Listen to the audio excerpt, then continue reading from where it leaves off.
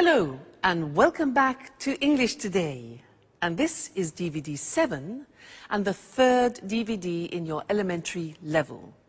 And in this DVD you will see another 2 episodes of our story, That's Life, followed by our special TV programs.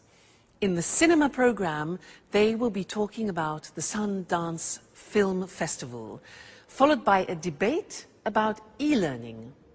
Then, in the grammar section, we will study more about adjectives, in particular the comparatives and the superlatives. So,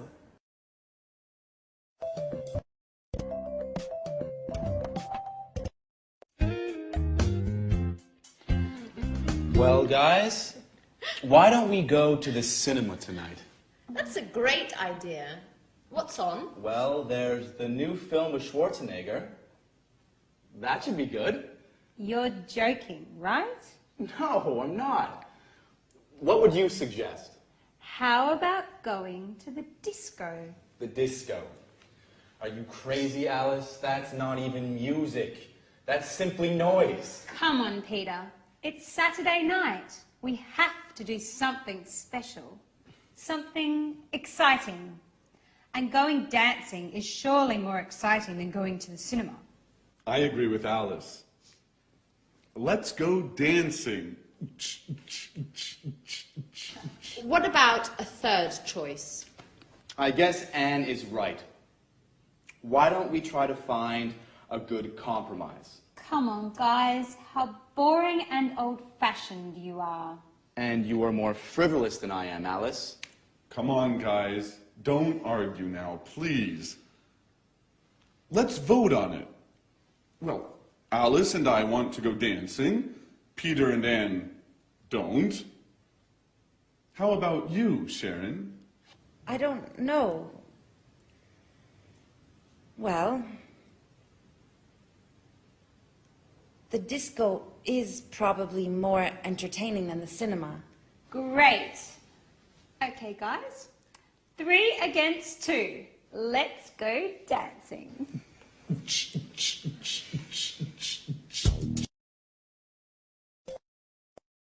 hello and welcome back to English Today for some more English. Now, what would you prefer? Discotheque or cinema? Dancing or a film? Well, we're going to look at comparatives now. I have to buy a camera and I need to choose one.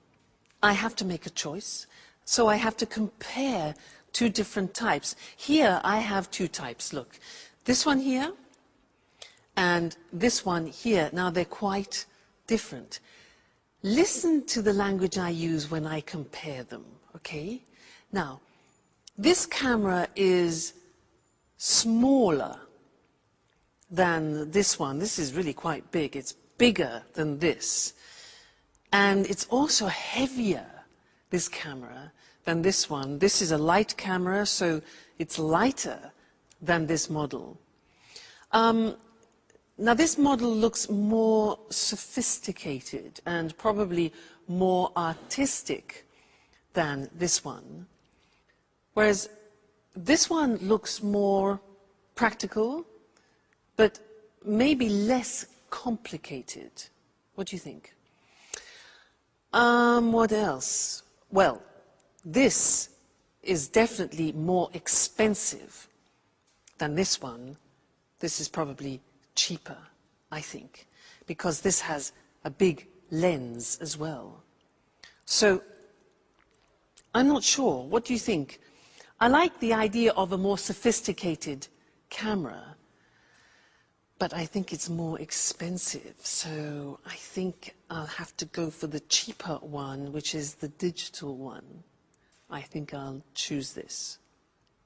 All right? Good. Now, let's go and have a look at the language and see how we formulate comparatives in English. All right? If you have a 1-syllable word, you remember 1-syllable words like cheap, small, hot, high, then to make the comparative, it's easy. We add ER to the adjective. So cheap becomes cheaper. Small becomes smaller. Hot becomes hotter. Notice we double the T. High becomes higher. So some examples are the new model is lighter than the old model, or London is safer than New York. Today is hotter than yesterday. All right, so those are adjectives with one syllable. But what happens if you have adjectives with 3 syllables or more? Look at the examples. Interesting is an adjective with 3 syllables. Interesting, no, 4 syllables. So it becomes more interesting. You see what happens? We put more in front of the adjective. So more interesting. Difficult. How many syllables? Difficult, difficult. Okay, so it becomes more difficult.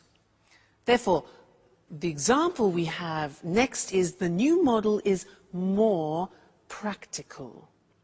Or London is more expensive than Madrid, for example. This test is more difficult than the last test. So you see, how we formulate the comparative depends on the adjective that we use.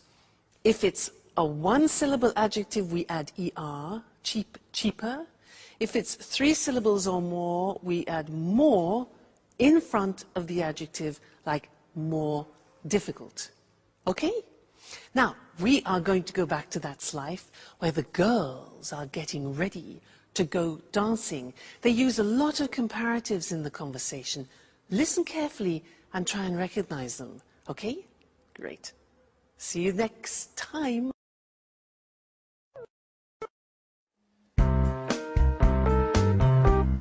Here's my party hat. How do you like it? You look great. I envy you. Hats really suit you. Well, I envy your room, Anne. But with all this traffic, how do you sleep? Oh, I'm used to it. Which disco are we going to? Paradise. It's a new disco on King's Road. It's very nice. Did Tom and you go there together? Yes, we went last Saturday. We spent a nice night together. Maybe I asked the wrong question. You don't like Tom, do you? He's boring. Very boring. Besides, he's an Aries, and he talks too much. Last night, for example, he showed me all the pictures of his holiday in the Alps. He talked for an hour about the mountains. But I hate the mountains. Why do you say that? The mountains are beautiful and spectacular. I prefer the beach. It's more relaxing and entertaining. Oh, I don't know. I think the beach is more boring than the mountains. Why do you say that? Well, think about it. Lying on the beach every day, it's much more interesting to be walking in the countryside. Yes. But it's usually colder in the mountains. I think the beach is also more romantic. Girls, stop talking nonsense. How do I look? You look very pretty, Alice. Thanks, Sharon, but you look better than me. No, how can you say that? You're much more tan than I am. Yes, but you are in better shape. And me?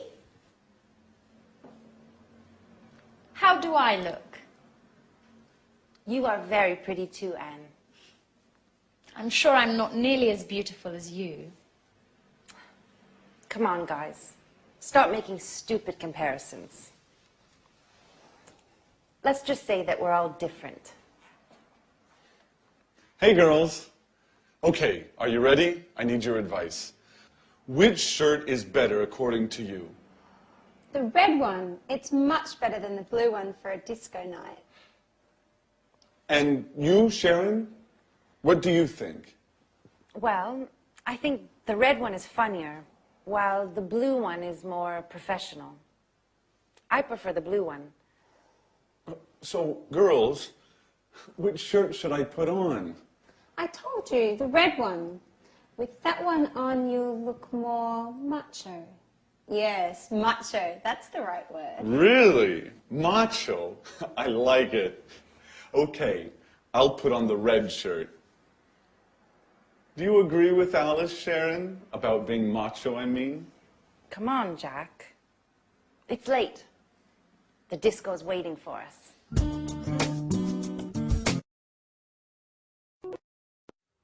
Hello again, and welcome back. I want to continue talking about comparatives in this lesson because last time we talked about how we compare with adjectives with one syllable and 3 syllables and more. Remember, we said hotter than, but more difficult than. So what happens if we have adjectives with only 2 syllables? For example, like heavy or easy.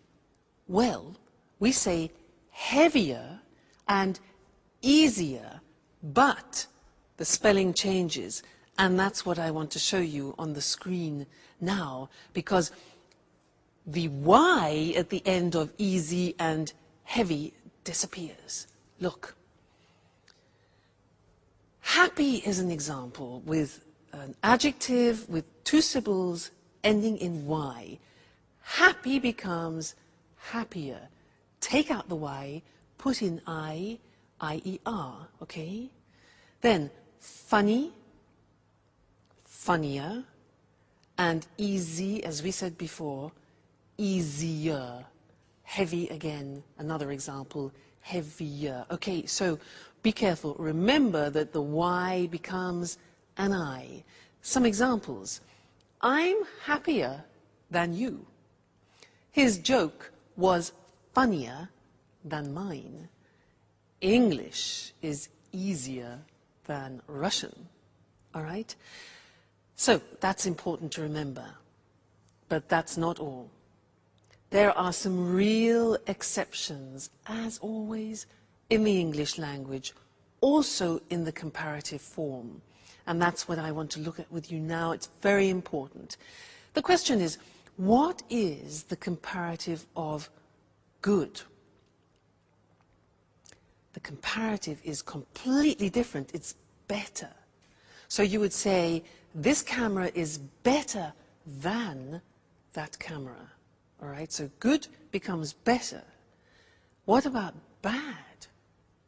Again, it's completely different. Bad becomes worse. Today's weather is worse than yesterday's, okay? Bad, worse. And one more example, far, which means distance, far becomes further or even farther. Both possibilities, farther written F-A-R-T-H-E-R, as you can see on the screen. All right, so those are the big exceptions. Good becomes better. Bad becomes worse. Far becomes farther or further. You choose. Examples, walking is better than running. Today, the weather is worse than yesterday. And Southampton is further than Brighton. All right? So those are all the most important things that you need to know when you're comparing things. Don't forget the exceptions. They're very, very common and easy to forget. All right? Great. So I'll see you next lesson where no doubt you will be speaking English better. Okay? See you then.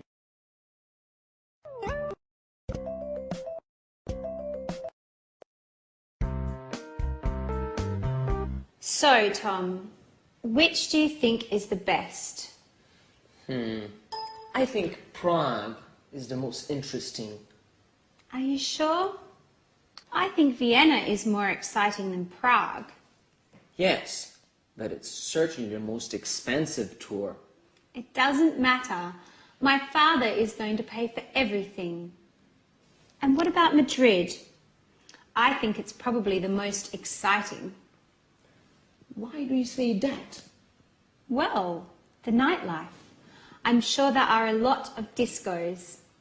That's true. But it is certainly the hottest city. You're a good friend, Tom, but you are so boring. I don't really care about the weather.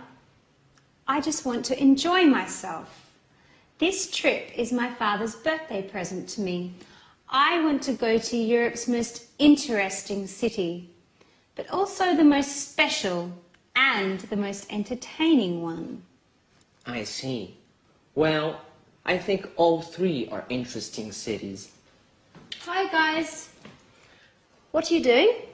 My father is going to give me a trip for my birthday, so I'm choosing where I would like to go. Oh, really? That's great. Are you going alone? No, my father promised to come with me. Oh. Well, do you already have an idea of where you want to go? Not yet. I can't make up my mind between Vienna, Prague and Madrid. Tom was making some precious suggestions. But she isn't taking my advice, as usual. Well, I think Prague is probably the oldest city, but Vienna is the most interesting one. There are a lot of important meetings in Vienna. Oh, and lots of museums too. Well, Madrid also has a lot of museums. Do you agree with that? Yes, that's true. But Madrid is certainly the hottest city. Oh my God, Anne. You are like Tom. You both talk nonsense. I think you two should go out together. I think you would get on well. Alice, what are you talking about? You're joking, right? Well, not really. I think Tom is perfect for you, Anne. Come on, Alice. Stop being foolish. You're embarrassing us. Really? There's no need to be ashamed. Listen, I'm going to leave you two alone now, so you can get to know each other better. Bye.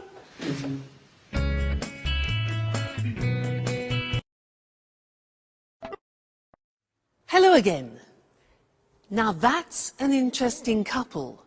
Tom, who is an obsessive museum goer, Anne, who is an obsessive cleaner.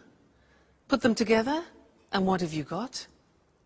The cleanest museum in the world. Now, the cleanest is an example of the grammar form of the superlative, and that's what I want to look at with you now. I want to give you some examples, so listen carefully to what I say. All right? Good. So, good morning, ladies and gentlemen. Are you having problems opening your bottles? Well, I have the solution for you. Here it is. A revolutionary bottle opener. This is a bottle opener. Have you been using these old models like this and been having problems? Well, this is the most intelligent and the most revolutionary bottle that you can find. Bottle opener, it's called, okay? So, how does it work? You take your bottle of wine. You open it up like this. You open it here. You put it on the top of the bottle, like that, over the cork. Then, in this position, you see, hold it strong. Take the lever like this, and you pull over like that. Okay? Takes a little bit of effort, but not like that one. Then, you push it back, and what happens? Bingo! Out comes the cork. Then, the same action, hold it tight, pull it over, the cork comes out, and we are ready to drink. This is, ladies and gentlemen, the most effective, the newest, the quickest, the smartest and the most revolutionary bottle opener that you will ever find. And it's the most economical. It's the cheapest. It only costs €20 for you. So, buy one today and let's pour some wine and toast to the most superlative bottle opener in the world. Cheers. That's nice. Great. That was the superlative. Let's go and see it on the screen. Nice wine. Now, when we have an adjective with one syllable, like cheap, what we do is we add the at the beginning to make it superlative, and then we add est to the adjective. Look at the examples. It's the cheapest, the newest, the quickest, the smartest bottle opener in the world. Okay, so the plus est at the end. Now, if the adjective is 2 or 3 or more syllables, it changes, as I said, and it becomes the most effective.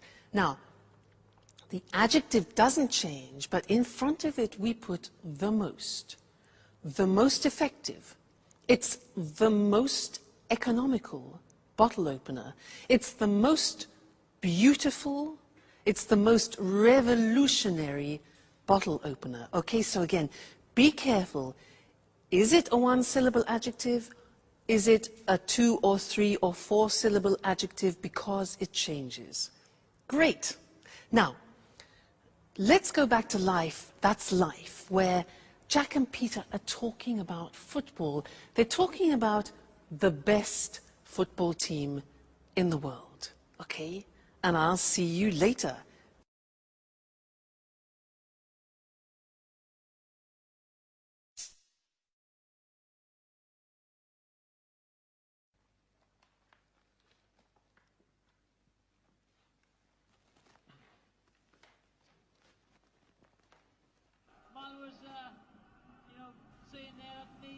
Hey, Peter.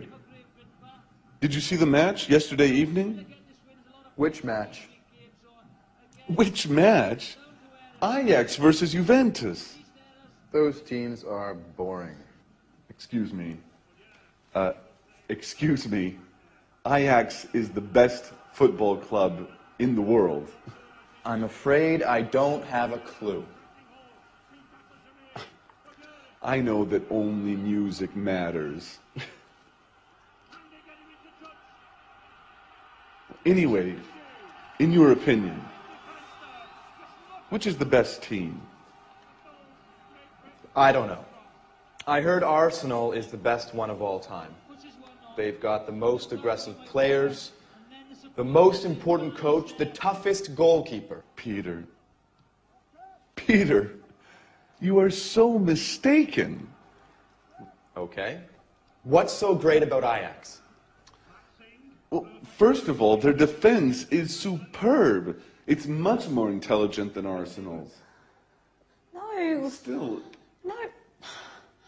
But you promised me. You're always busy. No, I don't want to go anymore. Anyway, thanks, Daddy. Thanks for your present. You are the worst father in the world. Don't worry, I'm going to have a great birthday all the same. Yes, with my friends. They do love me. Bye.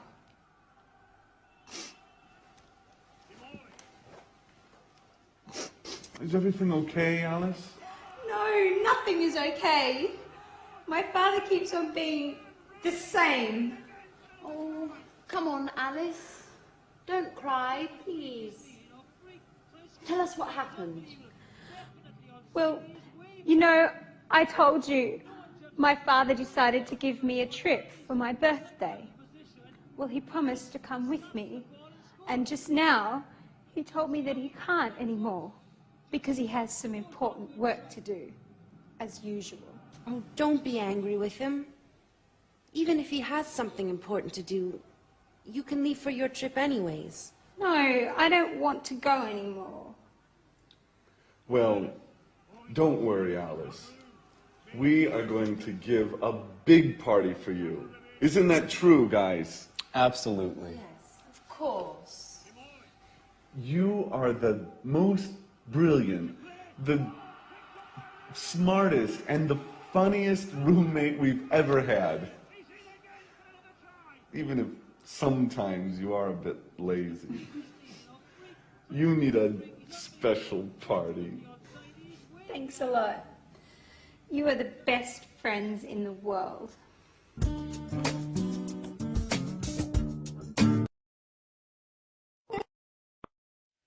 Hello again. Now, you know, Mr. Monkey reminds me of Jack. He's obsessed with football, but he's very sweet. Did you hear what he said to Alice? He said, "You're the most brilliant roommate we've ever had." That's really sweet. And did you hear them talking about football? Well, I don't know what you thought. They said, this was Jack, he said, "Ajax is the best football team in the world." Debatable. Alice said her father was the worst father.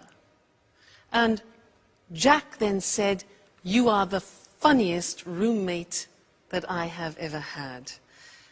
And so these are all examples of exceptions in the superlative form. I want to go to the screen now and look at those because they're not that easy. So, look at the first example. With adjectives ending in Y, we remove the Y as we've learnt before, and we add I-E-S-T. So, funny becomes the funniest. Easy becomes the easiest. So the examples are, "You're the funniest roommate I have ever had," for example. Or, "Naples is the noisiest city in Italy." Or, "It's the happiest day." All right, so those are two-syllable adjectives ending in Y. Now look at the exceptions. Remember, we have already learned that good, bad, and far are exceptions in the comparative. Well, look at the superlative. Good in the superlative becomes the best. So it's good, better, the best. Bad in the comparative is worse, remember? The superlative is the worst. Notice the T. Bad, worse, the worst. Don't forget to pronounce the T. And then far, the comparative we said was farther or further, and the superlative form is the farthest or the furthest. Okay? So, those are the three most important exceptions. You need to learn those by heart because words like good and bad we use every day. So try and memorize them, all right? And I'll see you in the next lesson. Bye.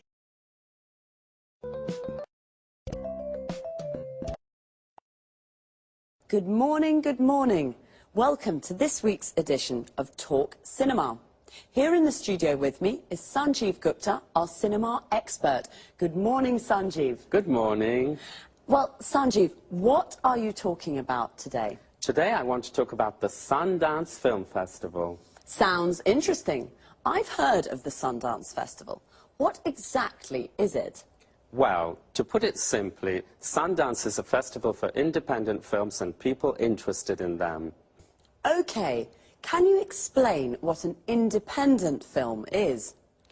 Independent films, sometimes they're called indies, are films that don't come from the major Hollywood studios. They're produced and financed by the directors themselves, and they're usually low-budget productions.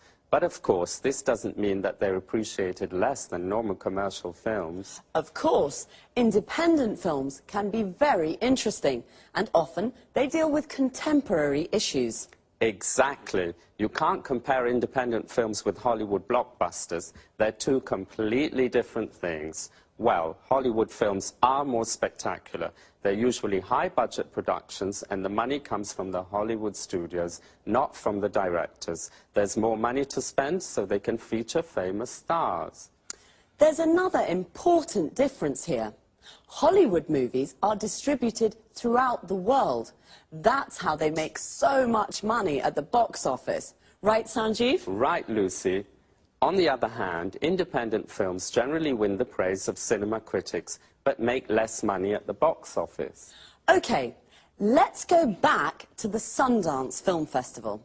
Well, this festival has nothing in common with the Oscars night in Los Angeles, but it is the most important film festival in the world for independent films. It's important because it promotes the work of many young directors. When did the festival start? Robert Redford organized the first festival 25 years ago. The festival takes its name from Sundance Kid, the character Robert Redford plays in the film Butch Cassidy and the Sundance Kid. Today, the Sundance is divided into two sections. The main section is called the American Competition and is for American films and documentaries. The second section is the World Cinema Competition. This is for all other films. You know, Sundance is great fun. In addition to the films, there are parties and concerts and also special meetings for film students. Well, the Sundance Festival sounds fun.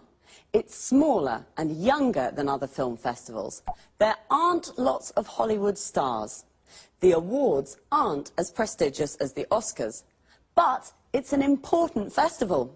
Right, Sanjeev? Right, and don't forget, it's great fun. OK, thank you, Sanjeev. And goodbye. Goodbye. Goodbye, and see you next week for another edition of Talk. So, the Sundance Festival takes its name from the Sundance Kid, the character that Robert Redford plays. A character is a person in a film. And we say that an actor plays a character. And let's have a look at some of the vocabulary and expressions we use to talk about films. There are independent films and Hollywood blockbusters. First of all, what is an independent film? It's a low-budget production that is not produced or financed by a major Hollywood studio. Major means big and important. A low-budget production is a film made with little money.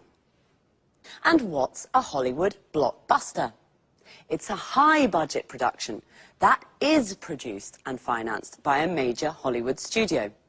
A high-budget production is a film made with lots of money. To produce a film means to make a film, and to finance a film means to find the money to make a film. We say a film is produced by and financed by someone. So, an independent film is usually produced and financed by the director of the film. The director is the person responsible for making a film. He or she directs the actors and decides how to tell the story of the film. Independent films are sometimes called indies, which comes from the word independent. Because Hollywood blockbusters are high-budget productions, they can feature famous stars. Famous stars are famous actors. So, if a film features famous stars, it means that famous actors and actresses are in the film. Pretty Woman features Julia Roberts and Richard Gere. We say Hollywood blockbusters are commercial films. This means they are easy to watch and easy to sell. They're made with the purpose of making money. All right, cinema lovers, that's it for now. Bye, and see you.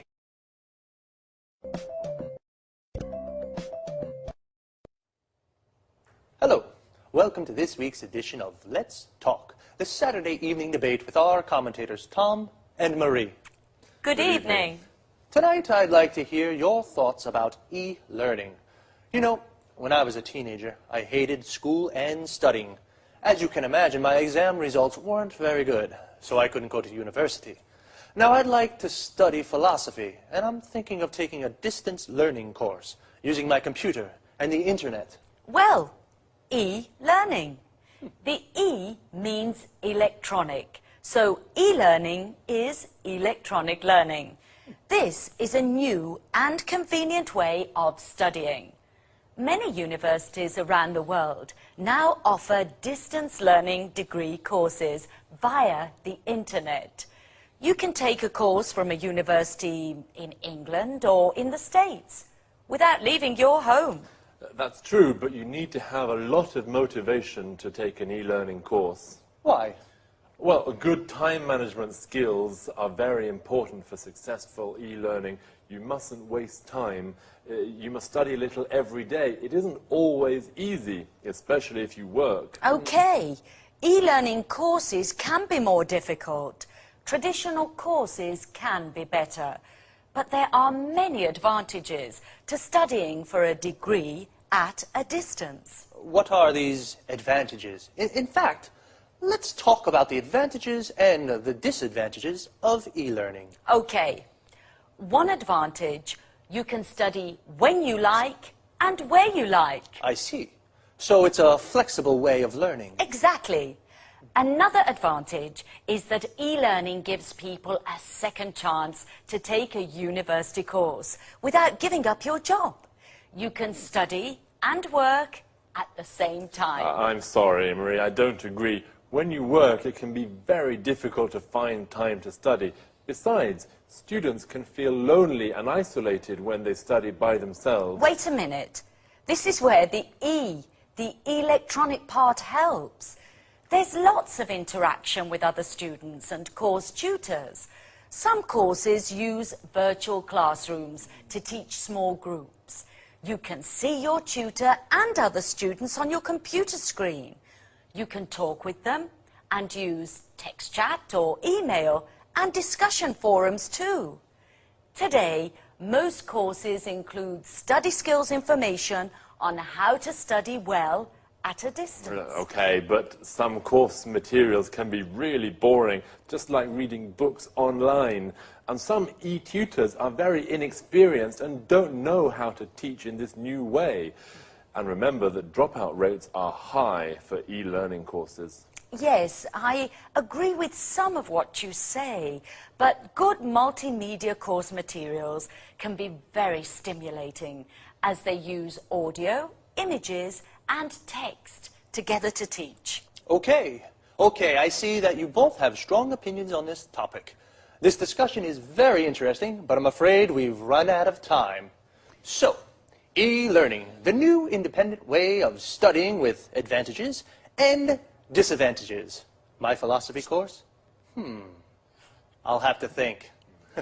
So, goodbye to our commentators, Marie and Tom. Goodbye. Goodbye.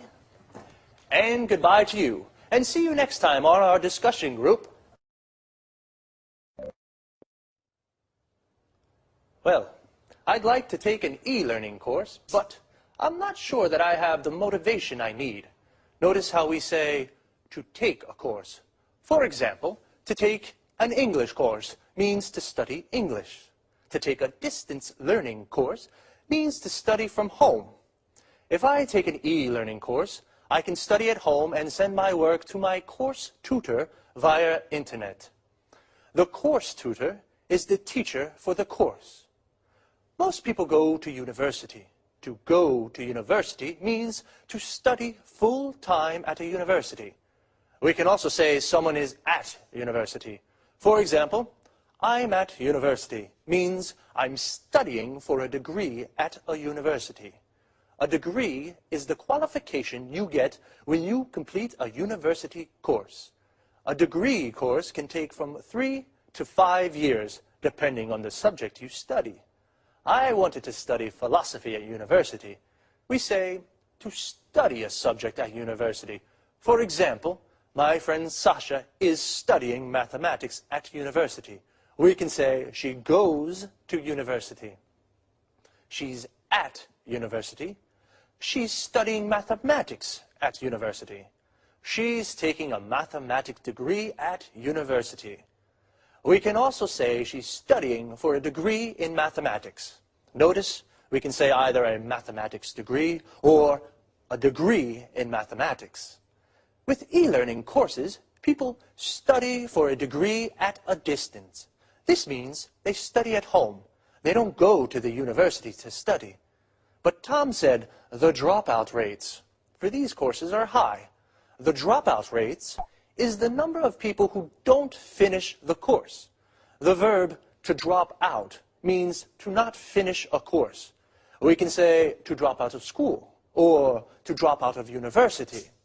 Okay, well, study hard, and I'll see you on Saturday for another edition of Let's Talk.